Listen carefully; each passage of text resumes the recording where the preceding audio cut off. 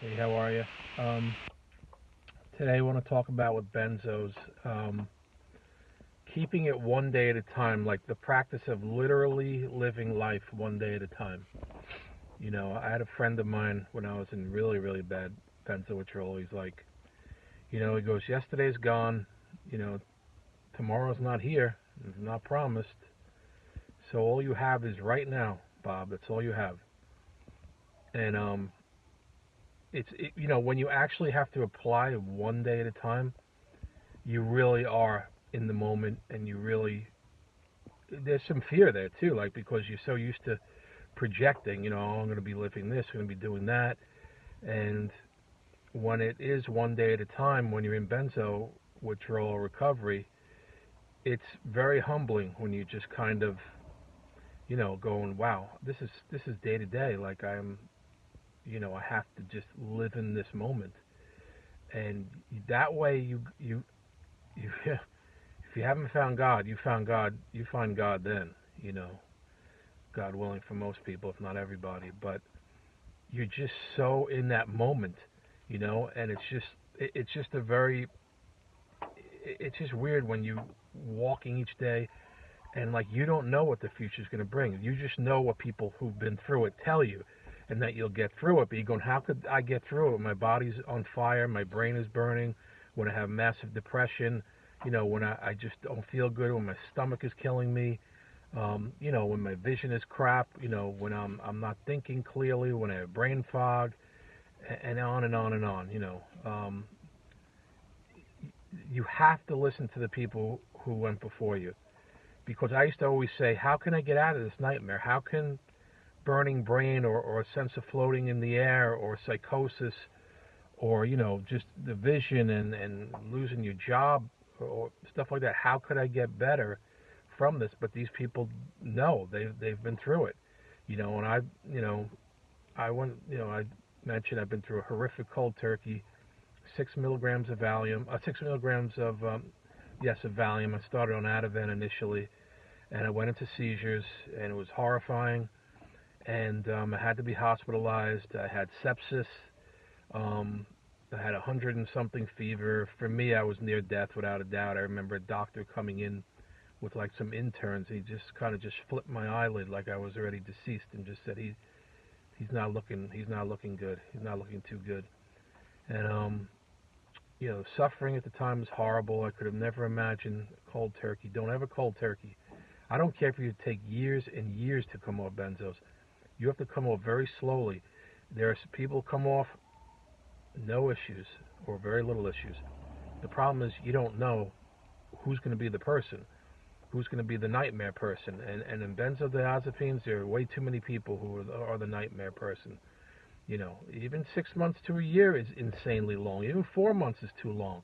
But that's considered okay. That's considered good. They're the people who are protracted, who are going to go on for a while. That's just a fact.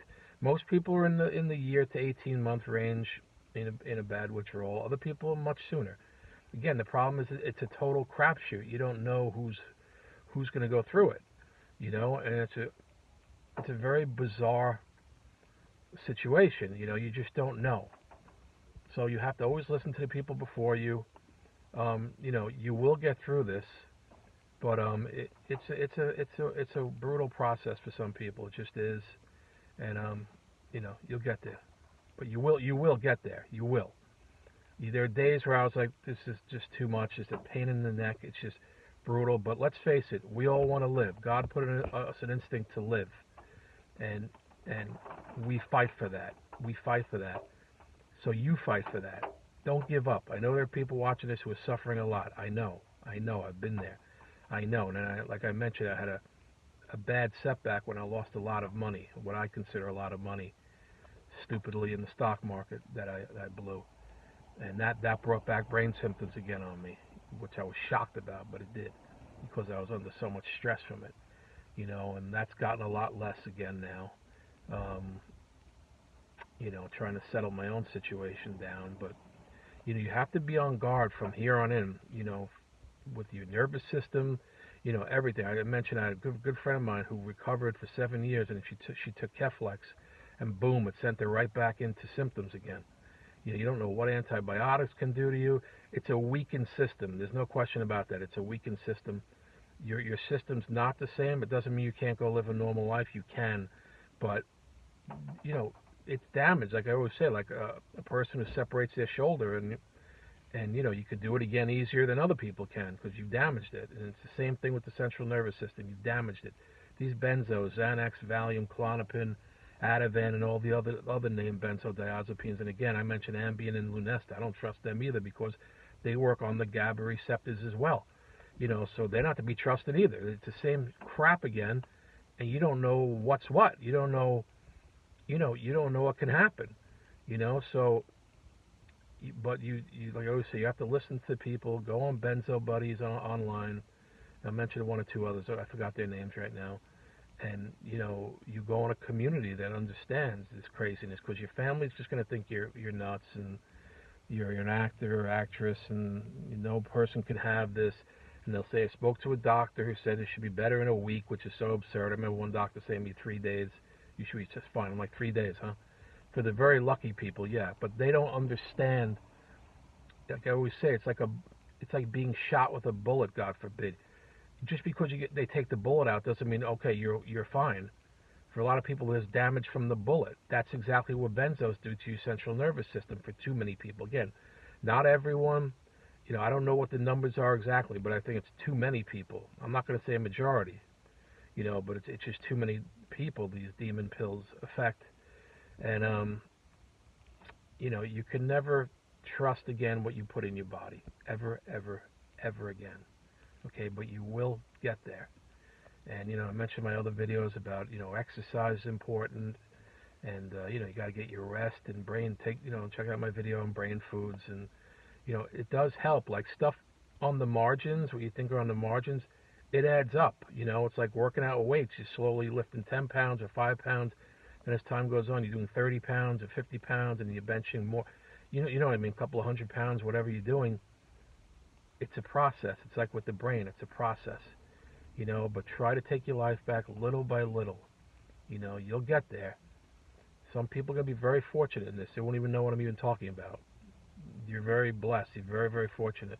For the people that's suffering, you know darn well what I'm talking about, and the weirdness of it all, and that people don't get you, and that you're a liar, and that you're phony, and that you don't want to work, or you just, you know, it's the whole gamut. You know what I mean? And stay with the people who know.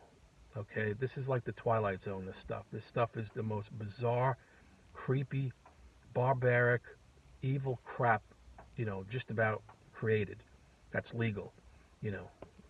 I always used to say that the illegal drugs, I never did. I stayed away. I smoked marijuana like twice in my life.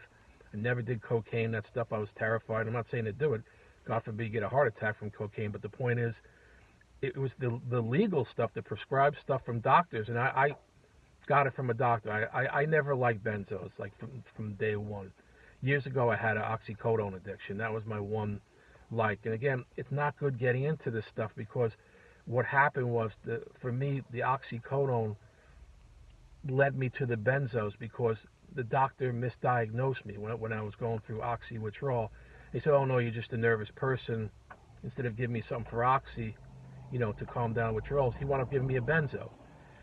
And that was where it started. So it shows you when you go down a bad path in something you think you're having fun with, it could lead you to another path. As I said, benzos I never liked from day one. I just always felt like garbage on them. And I had to take a small amount of Zoloft to balance out the down of the benzos. So, and every time I was cutting the benzos, I felt like garbage for a while, really bad.